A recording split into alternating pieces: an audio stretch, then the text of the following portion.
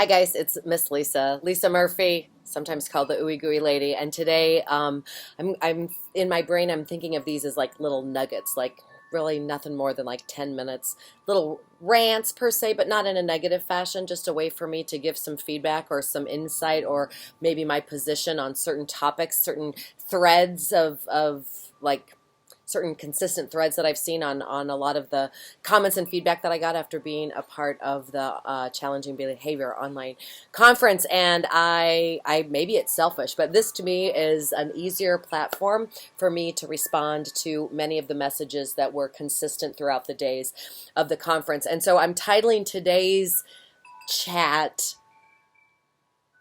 "But what about next year?" That's what I'm calling this. What about next year? What about next year? And I'm going to tell you with all the love in my heart that you're not the boss of next year. And I realize a lot of you have no idea who I am. You really have no interaction with me other than maybe that conference. But I mean this with every ounce of my heart. You are the boss of making sure that this year, of today, that today is the most developmentally appropriate experience for that child as possible. Next year, if we're always looking at next year, we're not paying attention to what is organically unfolding in front of us right now. But what about next year? We got to get them ready for next year. And what does that mean? Ready. And I think we're all kind of collectively moving as though we all have the same definition of a lot of these buzzwords. Like, what do you mean by ready? I know as an early childhood educator, as a preschool person under the umbrella of early childhood education, which is birth to age 8, preschool is birth until they make that transition to kinder or grade 1, whatever that first like entry point is for you. That's preschool. I believe very strongly that if you're working with children birth to that age, whatever that might be for you, 5, 6, 7, your job is to protect that foundation, so that our next colleagues, right, transitioning to kindergarten or grade 1, that they can start building that house of academics. But next year, I'm not getting anybody ready for next year if I'm doing watered down elementary school, yet I'm working with 3-year-olds. We have to really, really, really realize that we have an ethical responsibility, a developmental responsibility of protecting that foundation. If we want huge, strong academic mansions, and that's awesome, nobody is saying that you shouldn't want that, but we have a duty to make sure that that foundation is rock solid.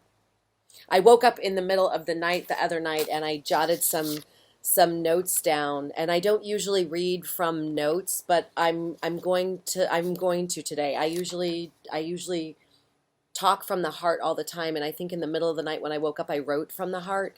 But I'm going to read this for you. Next year, and it might seem fragmented, but you'll get over it. My duty, my obligation, my only duty and obligation to next year is doing this year, doing today in the most developmentally appropriate fashion. And if next year is so far off the grid, like if it's so far off from what would be developmentally appropriate for that particular age group, I have an ethical obligation to not get them ready. Why would I get them ready for bad school? It is not my job to do watered down kindergarten, grade 1, grade 2, grade 3. It's my job to do preschool in the best possible way so the foundation is strong, so that my kindergarten, grade 1, 2, 3 colleagues can do their job and build that house. But if I start building that house, it's not getting anybody ready for anything. And it's going to make my colleagues who work with the older kids harder, because I'm not sending them children with a rock solid foundation. I'm sending them kids who have a Swiss cheese hole that it's fragmented. It's not strong. So it's going to make their job harder, which is why I think often we get told, see, they're not ready. Of course they're not ready, because we didn't do our job. We were so busy worried about next year that we weren't doing today in the most play-based, child-centered, developmentally appropriate fashion. By not doing preschool well, I'm contributing to the reason why we have to have these readiness conversations in the first place. If we trust at the end of the day that when we make time every day to create, move, sing, discuss, observe, read, and play is the metaphorical cement holding that foundation together. On top of that rock solid foundation, we're going to build that house of academics, the house of higher learning, whatever language works for you. And in that house are all of those expectations for next year. Reading, writing, math, science, know your shapes, know your name, know your colors. And there is absolutely nothing wrong with expecting huge academic mansions. The expectation is not the issue. The expectation is that many of you are feeling pressure, whether it's implied pressure, whether it's perceived pressure, whether it's real pressure, to start building that house where there's no foundation. And you don't need to be an architect to know that if you start building where there's no foundation, your house is going to come crashing down. So when you think about next year, I realize that. I mean, we're educators. We're always thinking about, the time frame and the evolution of a child's educational experience, but not at the expense of what is happening today. Well, next year they're not going to get to do it. Well, how do you know? I mean, really? Like, do you know that for sure? Well, next year they're not going to be able to do Play-Doh. How do you know? You don't know.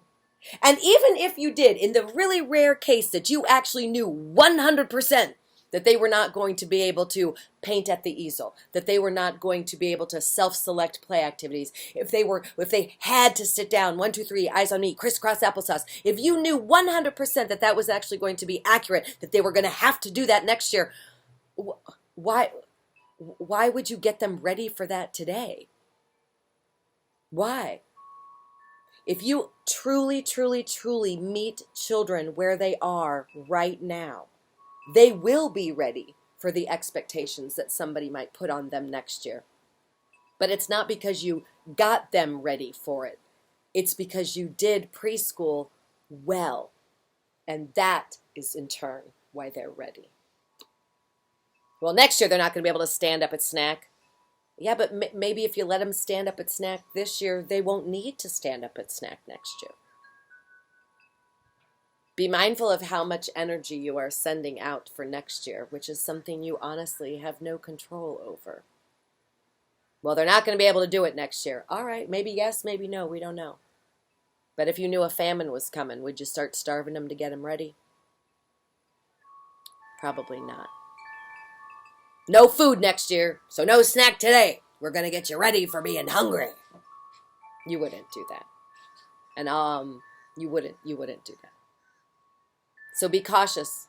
Be cautious with your preoccupation with next year. Be cautious with your definition of readiness. What are we calling ready? What do you mean by that? Is this program getting them ready for kindergarten? That's a really interesting question. Can you please paint me a picture of what you mean by ready? Can you give me some examples of what ready would look like? Because our job is to do preschool well, and I feel like I'm beating the dead horse today. But that's our job. If you are listening to this as an early childhood preschool person, your job is not to do watered down kindergarten and first grade. Your job, ethically, developmentally, your responsibility is to make sure and to protect the strength and integrity of that foundation so that our colleagues can do their job, which is the building of that house. And if, in fact, it should come to pass that you're like, you know what? I think this kid's ready for me to start building. Awesome. But you better be able to make sure that you can show me how strong their foundation is and that you're not just caving into that pressure because we're going to kindergarten in the fall. It's a lot of pressure. Got to start building. Yeah, but there's Swiss cheese here. It's gonna collapse. So if they're honestly ready, then you pull back and you ask yourself, is this kid really ready because that foundation is rock solid? Or am I kind of caving into some of that pressure? And I do feel that we should be able to start building when the kids really need that from us, but not prematurely. I think we also should be able to articulate the intention behind our decision to start building that house. How can you show me that you are aware of the fact that that foundation is rock solid before you start building? And to my elementary school colleagues who are listening, some of you do get kids who show up with the gaping Swiss cheese holes foundation. And that right there is my really quick, fast, dirty rationale as to why you still need preschool stuff in early elementary school classrooms. because you're backfilling. Y'all got double duty sometimes. And I wish you didn't, but you do. You're backfilling. So you still need blocks, and you still need dress up, and you still need finger painting, and you still need, the easel out. If I think I might have already said that already, but you still need all of that stuff that often we think, oh, that's for the babies need that, the youngers need that. Everybody needs that. Strong foundation leads for strong houses. So check in with yourself every now and again and have a little reflection time on what you're thinking about when it comes to readiness, and how much over attention might you be giving to next year, which then is distracting you from paying attention to today. Thank you. I'm Lisa Murphy, and I will see you soon. Have a great day. Bye-bye.